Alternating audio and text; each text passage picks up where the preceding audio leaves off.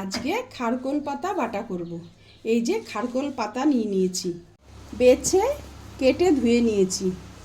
শুকনো গরম কড়াইতে এবার কালো জিরে, দুটো শুকনো লঙ্কা আর রসুন আর কাঁচা লঙ্কা একসাথে একটু নেড়ে চেড়ে নিচ্ছি। এই রকম ভাজা ভাজা হয়েছে।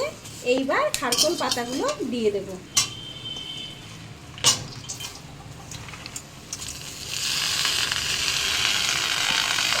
প্রথমে অল্প করে একটু নুন দিয়ে দিলাম।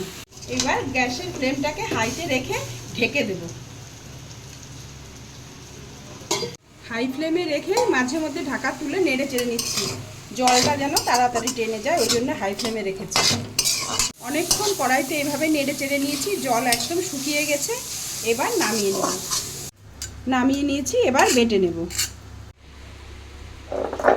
এবার শিলে বেটে নিচ্ছি। শিলপাটায় বাটা কমপ্লিট হলো।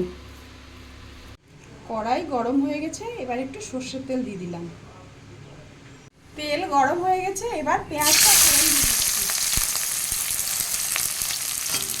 পেঁয়াজটাকে তেলের সাথে একটু লাল লাল করে, পেঁয়াজটা লাল লাল করে ভাজা হয়ে গেছে।